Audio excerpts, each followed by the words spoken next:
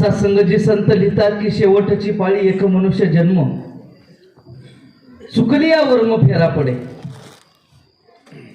बाबा आता माणसाला मिळालेला हा जन्म शेवटची पाळी आहे म्हणाले. जन्माला आल्यानंतर तुमचं जे आद्य कर्तव्य आहे ते कर्तव्य करून घेण्याची आता ही शेवटची पाळी आहे. आता जर कर्म चुकलं तर मग काय फेरच पडणार आहे. मला आश्चर्य वाटतं खरं तर. तंत्रज्ञान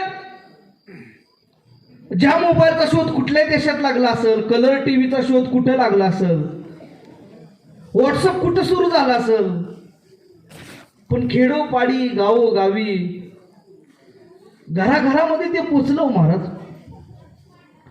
पण शोकांतिका ही आहे ना की तुमच्या माझ्या मातीत जन्माला आलेल्या संतांचा मूळ विचार तुम्हाला मला कळला नाही महाराज. ही विचार करण्यासारखी गोष्ट आहे. याला गांभीर्याने घ्यावं लागेल. आज ड्रीम 11 वरती सगळ्यांना एका रात्रीत करोडपती व्हायचंय. आपल्याला 2 मिनिटात मॅगी पाहिजे आणि 1 मिनिटात इंस्टाग्रामवर व्हिडिओ पाहिजे. बघा सगळं फास्ट झालंय, सगळं फास्ट झालंय.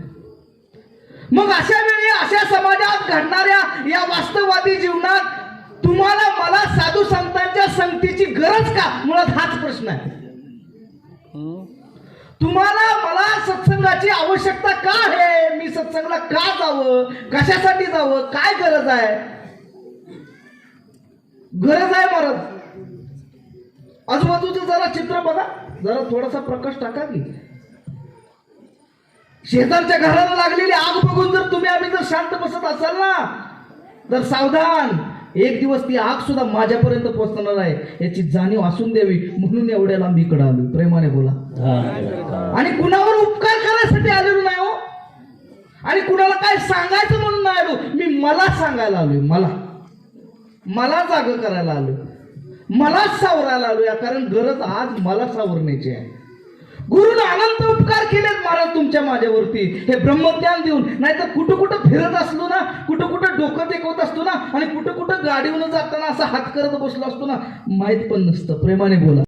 हे ज्ञान घ्यायचं असेल तर घ्या, नाही तर नका घेऊ. फरक आम्हाला पडणारही नाही खरा, पण तुमचा ज्ञान कुणाचं तरी भांडवल आहे हे लक्षात असू द्या.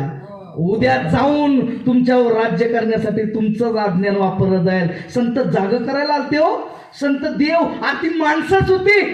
व्यवस्थेनं त्यांना देवत बनवून दिलं. ते समाज सुधारक होते. जरा वाचा इतिहास उघड्या डोळ्यांनी. माणसांनी सोयीने वाचला, हे जरा चुकीचंच झालं, पण आता उघड्या डोळ्यांनी वाचावं लागेल. हे समजून घ्यावं लागेल. आणि काय यायचं, कशासाठी यायचं सांगू काय. कशासाठी यायचं, काय यायचं.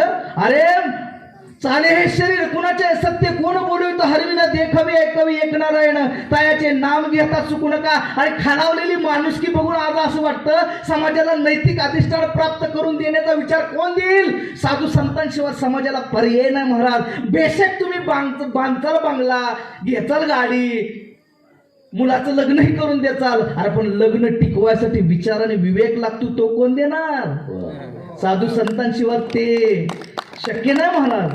आणि म्हणून खालावलेल्या समाजाला आता जी काय नैतिकता प्राप्त करून द्यायची असेल तर त्याचं आत्म कर्तव्य आणि जबाबदारी ही संतांनीच पेललेली आहे. आणि येणाऱ्या काळात सुद्धा संतच पेलतील. याला सत्संगतजी पर्याय नाही.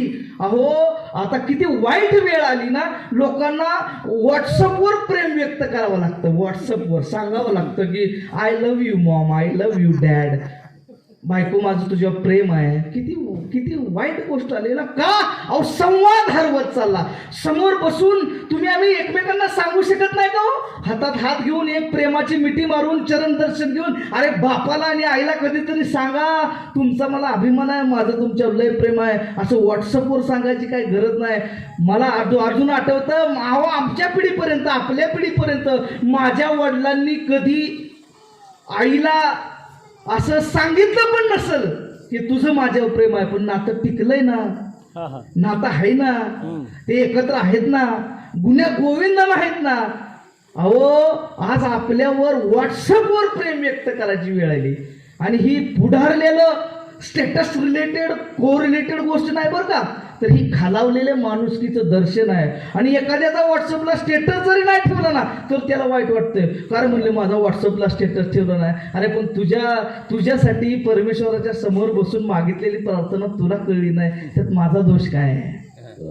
आणि म्हणून सत्संगजी समाजाला अभिव्यक्ती देण्याचं काम, समाजाला सुसंस्कृत बनवण्याचं काम, समाजाला नैतिकता देण्याचं काम, समाजाला अज्ञानाकडून ज्ञानाकडे नेण्याचं काम, समाजाला डोळसपणे कर्मकांडातून मुक्तता मिळवून देण्याचं काम, समाजाला रूढी परंपरेच्या जोखडातून मुक्त करण्याचं काम, समाजाला माणुसकीने जगवण्याची रीत देण्याचं काम, समाजाला घराघरामध्ये माणसाला माणसाप्रमाणे वागण्याचं ज्ञान देण्याचं काम, सासून भावानं भावासारखं, बायकोनं बायकोसारखं, नवऱ्यानं नवऱ्यासारखं, मुलांनी मुलासारखं राहण्याचं ज्ञान आणि भान आणि समस्त समाजाची कुटुंबाची घडी बसवण्याचं काम हे साधू संतांनी केलेलं आहे. म्हणून संगत करावी लागेल आणि म्हणून यावं लागेल.